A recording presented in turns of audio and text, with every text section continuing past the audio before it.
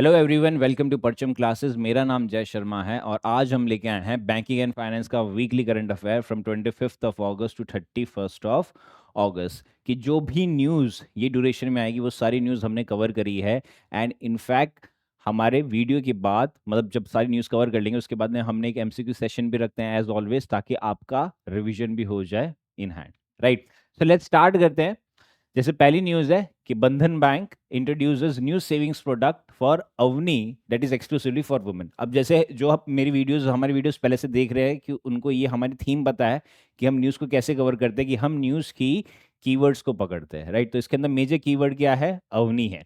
तो अवनी के बारे में समझते हैं कि ये क्या है। ये एक नया डिज़ाइन किया गया है टू एम्पावर वुमेन के लिए, कि उनको फाइनेंशियली एम्पावर किया जाए ताकि वो बैंक अकाउंट खुलाए। That is the major objective. और इसके अंदर ये एक डेबिट कार्ड देंगे, डेट इज मास्टर कार्ड का प्लेटिनम डेबिट कार्ड होगा, जिसके अंदर आपको फ्री एयरपोर्ट लॉन्च एक्सेस मिला जाएगा।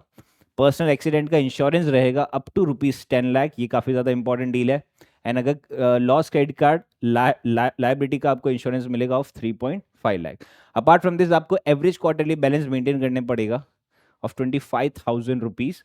एंड कैश डिपॉजिट की लिमिट रहेगी, फ्री रहेगी up to 5 lakh per month. Apart from this इसके और फीचर समझते हैं। तो फ्री ट्रांजेक्शन रहेंगे, 10 फ्री ट्रांजेक्शन रहेंगे हर महीने। अब आरटीजीएस, एनईएफटी, आईएमपीएस और डीडी ट्रांजेक्शन के। इसके अलावा फ्री एनईएफटी के ट्रांजेक्शन रहेंगे through internet banking and M Bandhan app के थ्रू।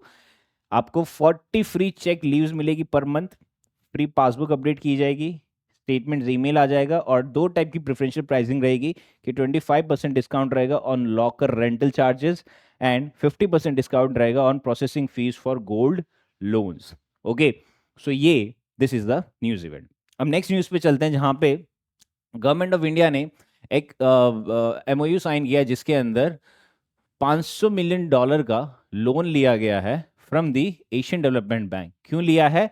ताकि हमें हेल्थ इंफ्रास्ट्रक्चर इंक्रीज करना है। कहाँ पे? महाराष्ट्र में। ओके, तो यहाँ पे मेजर चीज है कि ये लोन का यूज क्या होगा, that is its major keyword.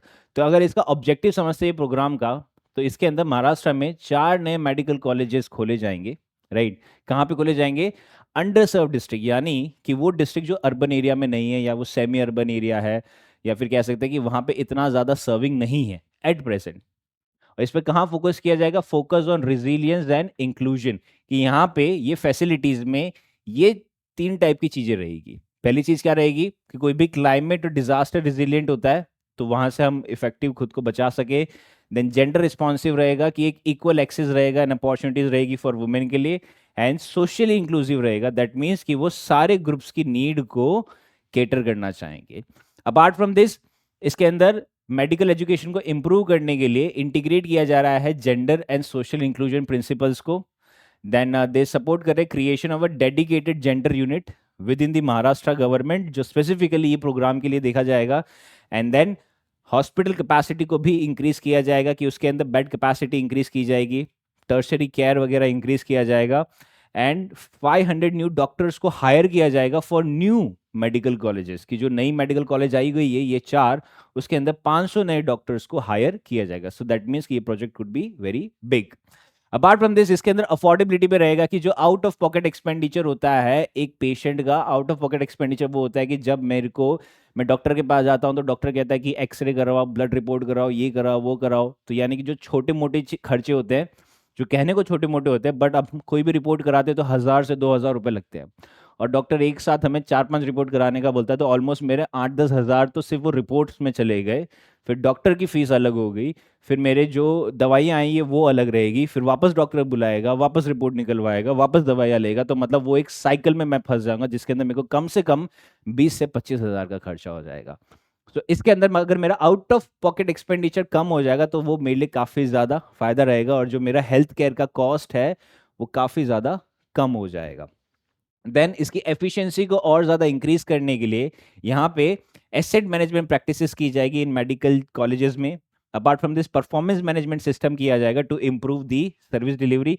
And then long term vision की अगर बात करें तो महाराष्ट्र इसके थ्रू अचीव करेगा free health care for all by 2030, यानी कि जो टर्शरी हेल्थ केयर का है उसका एक्सेसिबिलिटी सबको आ जाएगा by 2030। Right, so this is the objective.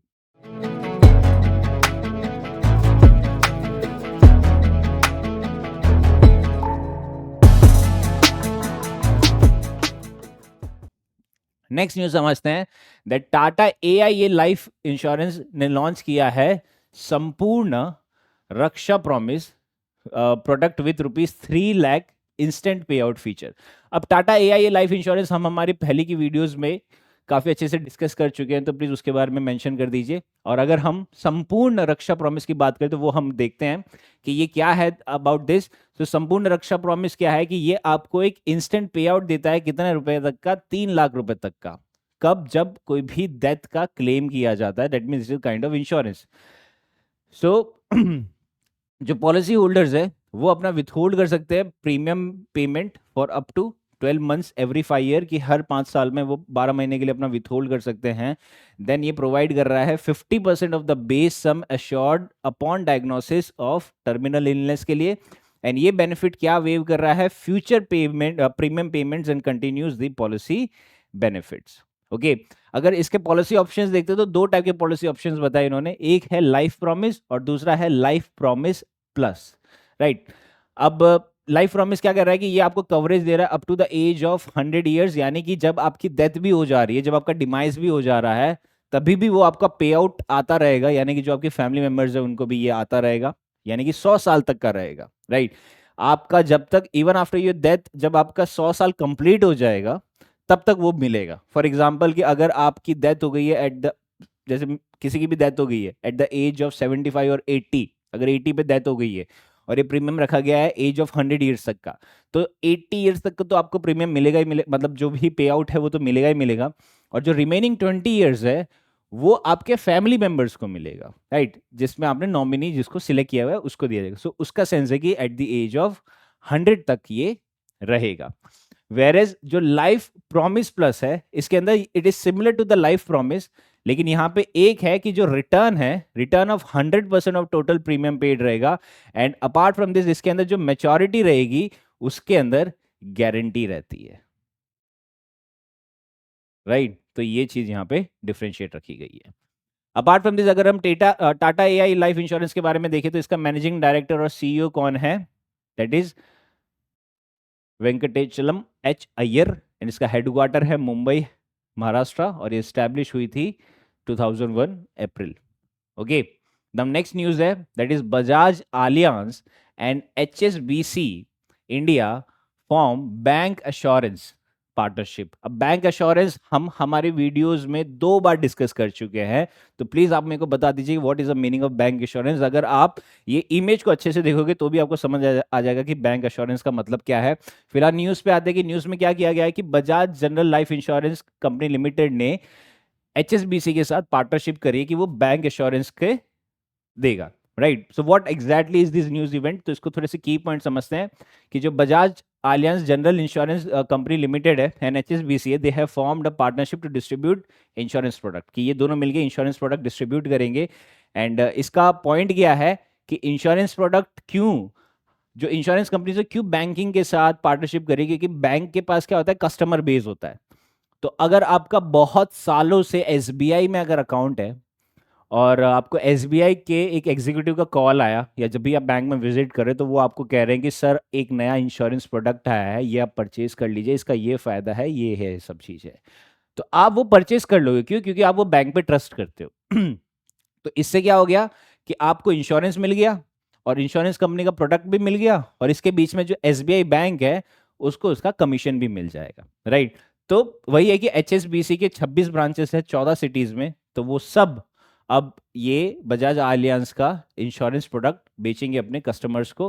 And ये पार्टनरशिप में जो भी कस्टमर्स है उनको फाइनेंशियल में काफ़ी अच्छी सर्विसेज दी जाएगी, हमारा इंश्योरेंस पेनिट्रेशन भी इंक्रीज होगा, एंड इनफैक्ट फाइनेंशियल इंक्लूजन का कॉन्सेप्ट भी अचीव किया जाएगा। नेक्स्ट न्यूज है that Piramal finance and Central Bank of India join hands to form strategic co lending partnership, कि इन्होंने Piramal finance and Central Bank of India ने पार्टनरशिप करी है to form strategic co lending partnership. So what exactly is this about partnership, कि इसके क्या की points है कि इसके अंदर कुछ बोरोवर्स को टारगेट किया जाएगा, क्योंकि दिस इज व्हाट को लेंडिंग पार्टनरशिप, को लेंडिंग यानी कि दोनों मिलके एक साथ लैंडिंग करेंगे। तो इसमें किसको टारगेट किया जा रहा है? The middle and low income borrowers है जो सेमी अर्बन या रूरल एरियाज में रहते हैं, या वो इंडिविजुअल जो अनऑर्गेनाइज सेक्टर्स में रहते हैं उनको लोन दिया जाएगा, या फिर हम कह सकते हैं underserved customers by larger financial institution. Underserved यानी कि अगर आप आईसीआईसीआई बैंक से लोन लेना चाह रहे हो, राइट, एंड अगर आपका आईटी इतना स्ट्रांग नहीं है या आपका सिविल स्कोर इतना अच्छा नहीं है, तो आप अंडर सर्व्ड हो, तो आपको आईसीआईसीआई बैंक लोन नहीं देगा, राइट, होम लोन वो नहीं देगा। तो आप किससे मांग सकते हो? आप इनसे मांग सकते हो जिसके अंदर ये दोनों के बीच में जो कोलैबोरेशन हुआ है, क्योंकि ये जो अनऑर्गेनाइज सेक्टर है या जो अंडर सर्व कस्टमर्स है उनको ये लोन प्रोवाइड करेगा। ओके, इसके अलावा ये अगर पार्टनरशिप का बेनिफिट देखते हैं तो यहाँ पे obviously central Bank of India है तो उसका कस्टमर रीच काफी ज्यादा रहेगा, और दो के बीच में ये रहा है, that is Piramal finance and Central Bank of India, तो जो क्रेडिट रिस्क है वो दोनों में शेयर हो जाएगा। एंड जो पीरामल फाइनेंस है उसका टैगलाइन है that is high tech plus high touch approach. ये क्या कर रहा है कि ये सीमलेस एक्सपीरियंस ला रहा है फॉर देयर बोरोवर्स। एंड ये पार्टनरशिप किस पे एम कर रहा है? टू प्रोवाइड लोन किसको? To those who struggle access traditional credit, यानी कि हमें मतलब कोई किसी को भी अगर लोन नहीं मिलता है तो वो उनके लिए ये एक्सेसिबिलिटी लेके आते हैं, राइट। इसका बेनिफिट क्या है कि इसका इंटरेस्ट रेट काफी अच्छा रहता है, एंड ये डाइवर्स लोन पोर्टफोलियो पे फोकस करता है कि कई सारे टाइप के इस पे प्रोडक्ट मिलेंगे। नाउ नेक्स्ट है that Tata power solar system की पार्टनरशिप हुई है विद द आईसीआईसीआई बैंक, क्या ऑफर करने के लिए? To offer financing solutions for solar unit, की सोलर यूनिट की फाइनेंसिंग सॉल्यूशन के लिए ऑफर करने के लिए टाटा पावर सोलार सिस्टम की पार्टनरशिप हुई है with the ICICI bank, right. तो पहले पार्टनरशिप के बारे में समझ लेते हैं कि क्या है ये एक्चुअली की पॉइंट्स। तो ये पार्टनरशिप क्या ऑफर कर रहा है? ये ऑफर कर रहा है loan of up to ₹90 lakh for purchasing solar panels from TPSSL, यानी कि ये फाइनेंशियल सॉल्यूशन दे रहा है फॉर सोलार पैनल के लिए। अपार्ट फ्रॉम दिस ये कोलैटरल फ्री लोन्स भी दे रहा है, दैट मींस कि without collateral up to 5 years, की 5 साल के लिए आपको कोलैटरल फ्री लोन्स दिया जाएगा।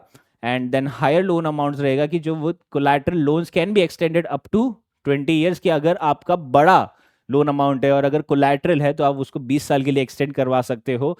एंड जो डाउन पेमेंट्स है वो काफ़ी ज़्यादा फ्लेक्सिबल रखी गई है, उसमें वो खुद कस्टमर चूज कर सकता है फ्रॉम 20 to 25% डाउन पेमेंट्स। इसके अलावा जो इसकी एक्सेसिबिलिटी है वो और भी ज़्यादा इंक्रीज कर ली गई है, क्योंकि ये पार्टनरशिप क्या एम कर रही है? To make solar energy solution more accessible and affordable for both residential and corporate customers के लिए। फिर आ जा रहा है कि अगर हम टीपीएसएस के बारे में समझते हैं तो ये क्या है? ये Tata power solar system limited है। ये एक लीडिंग सोलर एनर्जी कंपनी है इंडिया में, जिसका मेजर काम क्या है कि वो स्पेशलाइज करता है डिजाइन में, इंजीनियरिंग में, कंस्ट्रक्शन में एंड ऑपरेशन में ऑफ सोलार पावर पैनल। और ये एक सब्सिडरी कंपनी है किसकी? Of Tata power renewable energy, जो इंडिया की one of the largest renewable energy company है। और ये ऑफर करती है wide range of solar energy solutions. For example आपको रूफटॉप सोलर सिस्टम दिया जाएगा, ground mounted solar power plants कर सकते हैं, in fact hybrid solar storage system भी रहेगा। तो ये हम कह सकते हैं कि ये एक कमिटेड है to staying at the forefront of the solar technology, जिसके अंदर इसमें काफी ज्यादा इन्होंने अचीवमेंट करी हुई है। ओके, नेक्स्ट है कि आरबीआई ने क्लियर किया है e mandate for auto replenishment of FASTag NCMC, right. अब इसके अंदर क्या कीवर्ड है? एक तो फास्टैग है, एनसीएमसी है, और ऑटो रिप्लेनिशमेंट क्या होता है? ऑटो रिप्लेनिशमेंट का ये मतलब होता है कि अगर मेरे अकाउंट में पैसा खत्म हो जाता है, जैसे अकाउंट छोड़ो, आपने जब हम सब पेटीएम यूज करते हैं, राइट, तो पेटीएम के अंदर एक फीचर होता है कि पेटीएम कैश, राइट, यानी कि आप अपने बैंक अकाउंट से पेटीएम कैश आप रख सकते हो। अब पेटीएम कैश में एक फीचर होता है कि आप उसके अंदर मिनिमम बैलेंस मेंटेन कर सकते हो। फॉर एग्जांपल आपको ऐसा है कि मेरे पास पेटीएम मनी में 500 रुपये होने चाहिए, तो वो जैसे ही 500 रुपये से कम होगा तो आपके वो अकाउंट में से ऑटो डेबिट कर देगा। सो दैट इज ऑटो रिप्लेनिशमेंट हो रहा है कि आपका पेटीएम मनी में वापस 500 रुपये ऑटोमेटिकली आ जा रहा है आपके बैंक अकाउंट से। तो सेम टाइप का फीचर आरबीआई लेके आया, किसके लिए? फास्टैग के लिए और एनसीएमसी के लिए, राइट। तो इसके अंदर क्या, अगर हम फास्टैग का मतलब समझ लेते हैं पहले कि फास्टैग क्या है। ये एक इलेक्ट्रॉनिक टोल सिस्टम है जो radio frequency identification technology use करता है, दैट इज आरएफआईडी।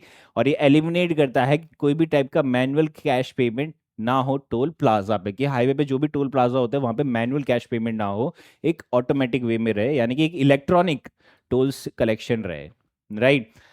तो इसके अंदर क्या रिक्वायरमेंट है कि आपका एक प्रीपेड वॉलेट होता है। प्रीपेड वॉलेट यानी कि आपको पहले से अपने वॉलेट में, फास्टैग के वॉलेट में कुछ पैसे डाल के रखने पड़ते हैं जितना आपका कटने वाला होता है। बट पॉइंट ऐसा होता है कि जैसे ही वो पैसा खत्म होता है आपको रिचार्ज करवाना पड़ता है। तो आरबीआई ने फीचर लाया है कि ये जो पैसा खत्म होगा फास्टैग में, जैसे ही खत्म होने वाला होगा आपके अकाउंट से वो ऑटो डेबिट हो जाएगा, right. So that is auto replenishment. इसके अलावा मल्टी लेन फास्टैग लेन्स है इसके अंदर, एंड वाइड एक्सेप्टेंस रखा गया है फास्टैग का। अब दूसरा है that is the NCMC. NCMC क्या है? It is the national common mobility card. ये एक मल्टी मॉडल ट्रांसपोर्ट कार्ड है जो यूज किया जाता है for various modes of public transportation in India. And इसके अंदर एक यूनिफाइड प्लेटफॉर्म है जो इंटीग्रेट करता है डिफरेंट पेमेंट सिस्टम, जो अलाउ करता है यूजर को कि वो इस तरीके के पेमेंट यूज कर सके आप ट्रांसपोर्ट में, इंक्लूडिंग बस, मेट्रो एंड इनफैक्ट सब अर्बन रेलवेज में जब आपको पेमेंट करना होता है तो आप एनसीएमसी का यूज कर सकते हैं, राइट। तो अब वापस न्यूज पे आते हैं कि चेंज क्या किया है कि ये फ्रेमवर्क में क्या होगा कि आपका एक ऑटोमेटिक बैलेंस टॉपअप हो जाएगा आपके फास्टैग में और एनसीएमसी के वॉलेट्स में। और इसके अंदर नो प्री डेबिट नोटिफिकेशन, आपके पास कोई भी प्री डेबिट नोटिफिकेशन नहीं आएगी, राइट। प्रीवियसली रिक्वायर्ड बस 24 घंटे की प्री डेबिट नोटिफिकेशन आएगी for recurring transaction is waived for auto replenishment. Apart from this the customer defined threshold रहेगा कि आप अपने हिसाब से बता सकते हो कि आपको फास्टैग में कितना लिमिट मेंटेन करना है, यानी कि थ्रेशोल्ड क्या रखना है, 500 रुपये रखना है, 100 रुपये रखना है, 50 रुपये रखना है, 1000 रुपये रखना है, डिपेंडिंग कि आपका उसके अंदर यूज कैसा रहेगा। एंड जो भी रहेगा वो ऑटोमेटिकली टॉपअप रिचार्ज होता रहेगा, लाइक दैट। ओके, तो इसका बेनिफिट क्या है कि ये एलिमिनेट करता है कि हमें कोई भी मैनुअल तरीके से टॉपअप नहीं करना है। ये मेरे लिए कन्वीनियंट है क्योंकि it avoid the hazel of monitoring their balance and remembering the top up. मेरा टाइम और एफर्ट बचाता है और ये एक ई मैंडेट फ्रेमवर्क लाता है that is quite good for the customer base. Okay, next news है that RBI Governor Shaktikanta Das unveils ULI, says new Trinity, JAM, UPI and ULI will be revolutionary step in lending space, right? lending देना यानी कि loan देना।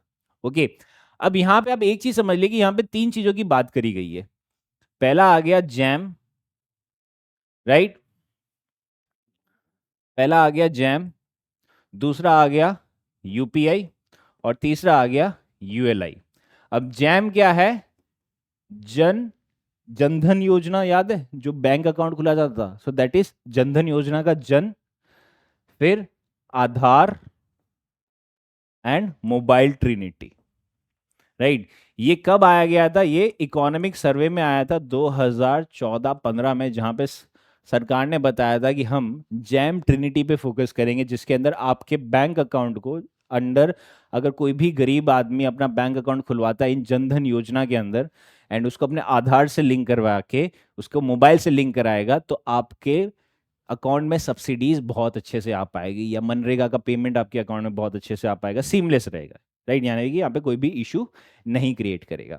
तो अब RBI ने क्या बोला है कि हमें जैम को कनेक्ट करना है यूपीआई से और यूएलआई से। यूपीआई हमें पता है that is unified payment interference, तो वैसे ही यूएलआई क्या है? Unified landing interference, right. तो ये तीनों को कनेक्ट करना है। अब इनको और बेटर तरीके से समझते हैं कि यूएलआई क्या है। कि यूएलआई एक डिजिटल प्लेटफॉर्म है जहां पे आपके लैंडिंग को स्ट्रीमलाइन किया जाएगा। यूपीआई में पी इज फॉर पेमेंट, तो उसके अंदर पेमेंट को स्ट्रीमलाइन किया जाता है। यहां पे यूएलआई में एल इज फॉर लैंडिंग, यानी कि आपके लैंडिंग को बेटर वे में स्ट्रीमलाइन किया जाएगा, right. So it is similar to UPI, but यहां पे फोकस किस पे है? लैंडिंग पे रादर देन पेमेंट पे। ये काफी इजी है और काफी फास्ट है, और इसके अंदर it is accessible. Lender can access both financial as well as non financial data of the customers through a consent based system. की कंसेंट बेस्ड सिस्टम बना जाएगा जिसके थ्रू आपका वो डेटा एक्सेस कर पाएगा, राइट। इसके अलावा ये एप्लीकेशन प्रोग्रामिंग इंटरफेस यूज करता है दैट इज एपीआई, ताकि वो लेंडर एक्सेस कर सके data from different kind of sources, and ये स्ट्रीमलाइन करता है द प्रोसेस ताकि यहाँ पे टाइम कम हो सके। और ये इजी है किसके लिए? जो स्मॉल एंड रूरल बोरोवर्स है जो अपना क्रेडिट ले सके, इसलिए उनके लिए ये इजी क्रिएट किया गया है।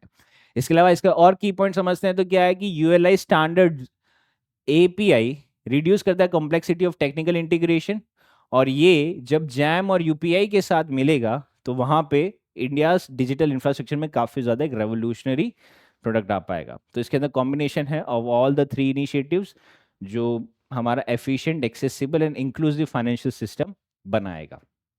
नेक्स्ट है दैट आरईसी ने एक पैक्ट फाइनल किया है बाय जेएनपीए, किसके लिए? For financing projects up to 45,000 crore, right. इसके अंदर कीवर्ड्स क्या है? REC, JNPA and about this project. Okay, तो सबसे पहले हम आरईसी के बारे में समझते हैं कि आरईसी क्या है। ये एक रूरल इलेक्ट्रिफिकेशन कॉर्पोरेशन लिमिटेड जो इस्टेब्लिश हुई थी 1969 में, जिसका काम क्या है?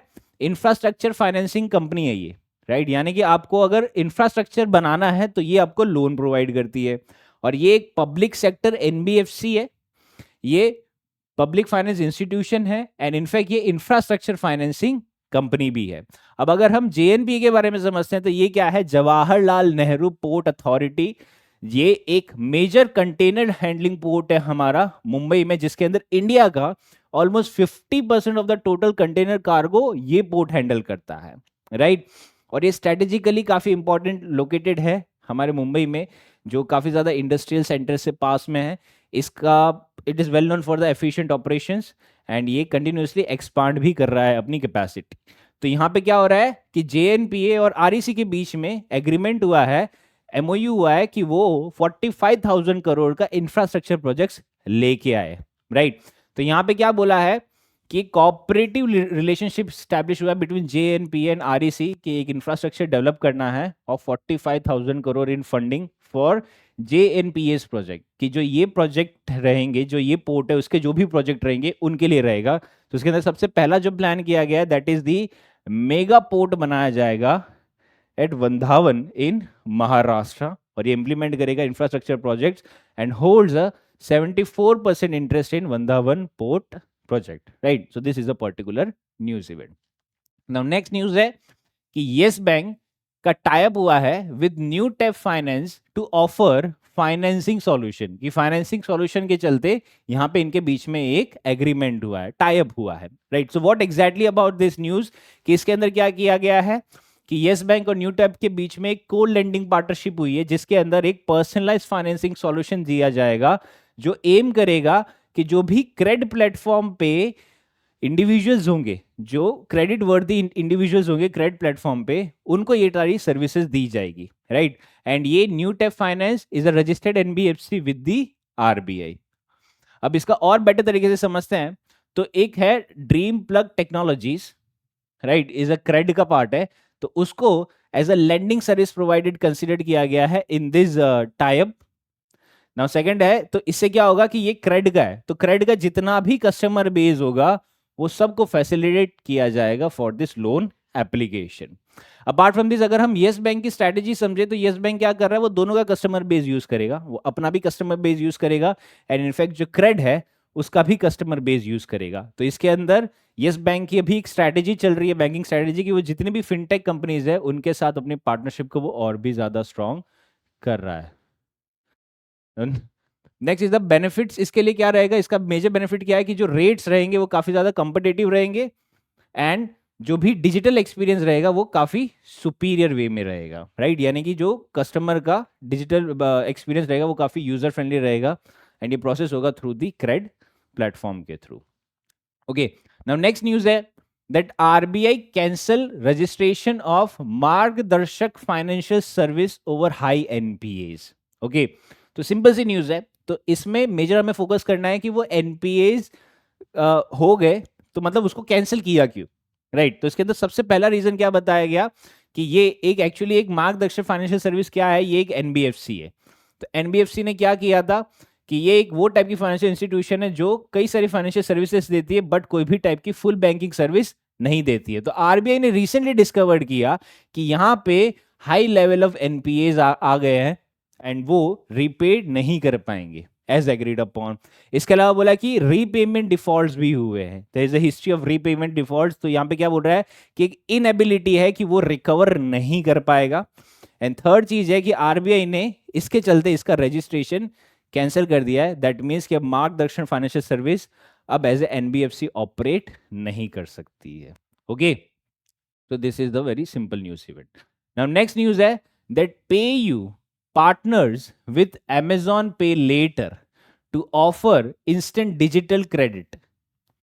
कि PayU ने Amazon Pay Later के साथ पार्टनरशिप किया है ताकि वो डिजिटल क्रेडिट दे पाए फॉर द शॉपर्स के लिए, राइट। सो व्हाट अबाउट इस न्यूज कि इसके अंदर क्या कर रहे हैं कि पार्टनरशिप क्यों करी गई है, क्योंकि जो भी इंडियन शॉपर्स है, इंडियन शॉपर्स बहुत सारे हैं, तो उनको एक्सेसिबिलिटी दी जा रही है क्रेडिट की, यानी कि जो भी शॉपकीपर्स है वो कई सारे, तो उनको एक्सेसिबिलिटी दी है क्रेडिट की कि वो और ज़्यादा लोन ले एंड उसके अकॉर्डिंगली हमारा वो पैसा इनका यूज़ करे और वो और ज़्यादा अपना बिजनेस डेवलप करे और एक्सेट्रा, इस तरीके से रहा है। ना second is the integration with PayU कि PayU के साथ इंटीग्रेशन किया है कि Amazon Pay Later इंटीग्रेट करा है। इसके अलावा जो क्रेडिट गैप है वो क्लोज करने के लिए रखा है, जो हमने अभी डिस्कस किया। एंड ये ऑफर्स कर रहा है engine platform, that means PayU will introduce Amazon Pay Later on the offers engine platform, जिससे जो भी मर्चेंट है वो अपना कस्टमाइज ऑफर बना सके। यानी कि PayU, फोन पे, पेटीएम, ये सारे क्या है कि ये सारे मर्चेंट यूज करते हैं, राइट। और अगर PayU बोल रहा है कि हाँ आपको हमारी तरफ से इस तरीके का इंस्टेंट लोन मिल सकता है जिसके अंदर Amazon Pay Later आपको पैसा देगा, तो वो आपके लिए इस तरीके से हेल्प करेगा, उस पर नॉमिनल सा इंटरेस्ट रेट चार्ज होगा, तो वो पैसा और भी ज़्यादा घूमने लग जाएगा। So that is their platform, right.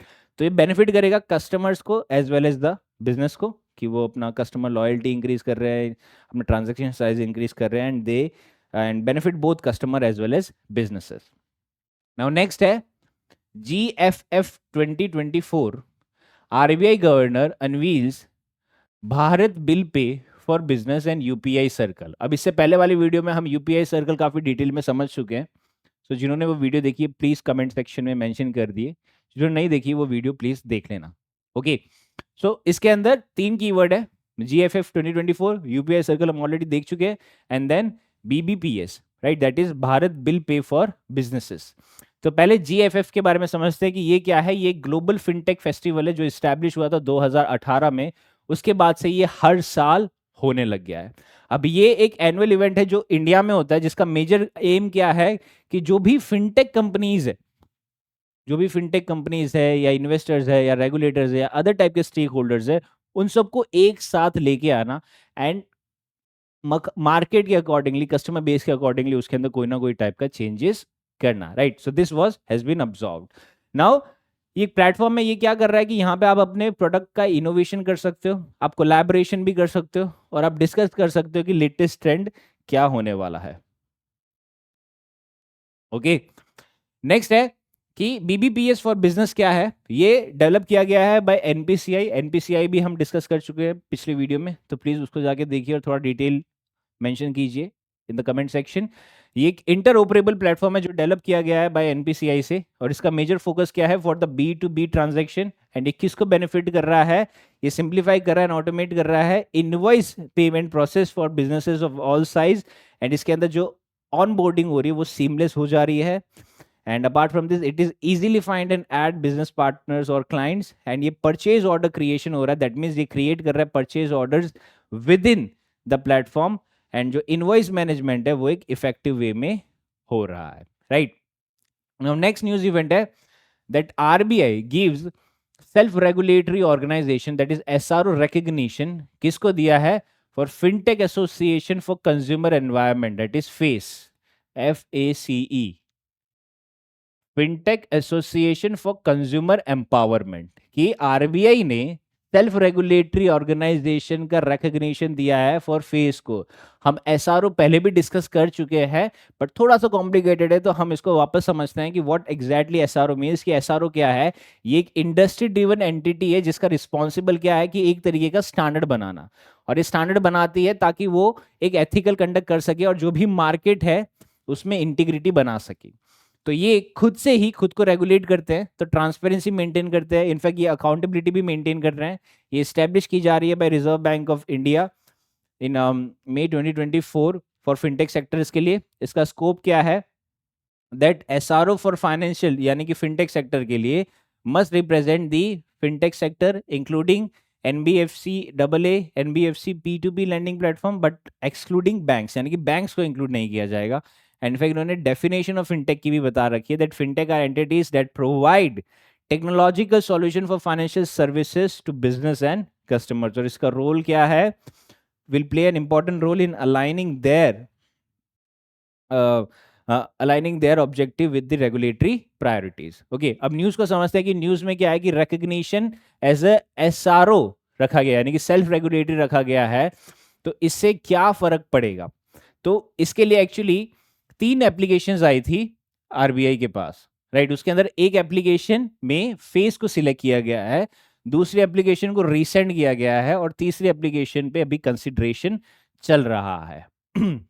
Next news है दैट आरबीआई ने पेनल्टी लगाई है 1.25 लाख की ऑन वलसाड महिला नागरिक सहकारी बैंक।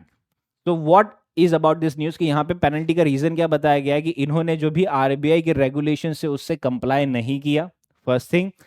सेकंड थिंग है कि जो स्पेसिफिक नॉन कंप्लायंस में देखा जाए तो income recognition, asset classification, provisioning में इन्होंने फेल किया है कि वो अपने लोन्स को क्लासिफाई नहीं कर पाए, कुछ टाइप के सर्टेन लोन्स को क्लासिफाई नहीं कर पाई। Apart from this, bank did not submit the required data to credit information company, CIC को वो नहीं दे पाए। एंड जो केवाईसी नॉर्म्स है उसमें भी उन्होंने रेगुलरली अपडेट नहीं किया है कस्टमर का केवाईसी नॉर्म्स। एंड जो मेंटेनेंस ऑफ डिपॉजिट अकाउंट्स है, bank did not properly classify inactive accounts, की जो इनएक्टिव अकाउंट्स है उसको क्लासिफाई नहीं किया। तो दैट मीन्स कि आरबीआई ने क्या ऑब्जर्व किया कि जो ये बैंक है इसके अंदर कुछ इरेगुलरिटीज हो रही है, राइट। कि जो छोटी मोटी बैंक में इरेगुलरिटीज होने का चांस ज्यादा होता है। जैसे अगर आपको याद होगा जब नोटबंदी हुई थी, तो नोटबंदी में लोगों ने 2000 की जो नोट थी वो ऐसी छोटी मोटी कोऑपरेटिव बैंक्स हो गई या ये सारी बैंक में उसमें ब्लैक एंड व्हाइट स्कीम हो गई थी कि काला धन दे दो और सफेद धन ले लो। तो इस टाइप की स्कीम में वो काफी ज्यादा इनरोल हुए थे। ओके, तो ये सारी न्यूज थी। अब अगर हम क्वेश्चंस पे आते हैं तो पहला क्वेश्चन क्या है, that which organization has been organized as the first self regulating organization, that is SRO, for the fintech sector by the RBI। कि RBI के fintech सेक्टर के लिए पहली SRO कौन सी थी, तो क्या वो fintech association for customer empowerment थी फेस, क्या वो एनपीसीआई थी, रिजर्व बैंक ऑफ इंडिया थी, या फिर नन ऑफ द अबव। इसका सिंपल आंसर आ जाएगा ए। सेकेंड है which public sector undertaking has signed MOU with JNPA for funding infrastructure product, कि इंफ्रास्ट्रक्चर प्रोडक्ट के फंडिंग के लिए JNPA के साथ किसने एमओयू साइन किया था, क्या वो रूरल इलेक्ट्रिफिकेशन कॉर्पोरेशन लिमिटेड था, क्या वो power grid corporation of India limited था, क्या वो national highway authority of India था, या वो इंडियन रेलवेज था। तो इसका करेक्ट आंसर आ जाएगा option A. Which of the following statements are true about UPI circle, कि इसमें से कौन सा सही है। सो फर्स्ट है, it is an initiative to promote the adoption of UPI in rural area. Second, it is a platform for business to collect payments using BBPS. That is wrong. It is a partnership between PayU and Amazon Pay Later. That is also wrong. Fourth, it was introduced by NPCI at GFF 2024. That is right. So, इसका correct answer आ जाएगा 1 and 4. That is option B. Now, next, which of the following statements are true about Yes Bank's partnership with New Tap Finance? Right? तो क्या आ जाएगा, दे have formed अ को lending partnership. अभी हमने देखा कि येस बैंक और न्यू टैप के बीच में एक को लेंडिंग पार्टनरशिप का एग्रीमेंट हुआ था, that is right. Second, the partnership aims to offer personalized financing solutions to credit worthy individuals, that is also right. Third, Cred will serve as a lending service provider for both companies, that is also right. Fourth, the partnership is aimed to promote digital payment, की digital payment के लिए है, नहीं ये digital payment के लिए नहीं है। तो इसका करेक्ट आंसर आ जाएगा option A 1, 2 and 3। Now next is the question of the day. Question of the day में क्या है कि RBI has imposed a monetary penalty of rupees 1.25 lakh on Valsad Mahila Nagrik Sahakari Bank for non-compliance with certain directions issued by the RBI on income recognition, asset classification, provisioning and other related matter, या फिर credit information companies, KYC norms, maintenance of deposit account and other related method, या फिर income recognition, KYC norm, maintenance of deposit account and other related matters, या फिर credit information companies, asset classification, provisioning and other related matters. Right, so इसका answer please comment section में जरूर बताइए. Right, so this is it from today's video. In the coming video, we'll be covering more such kind of topics. Till then, stay safe and study well. Thank you.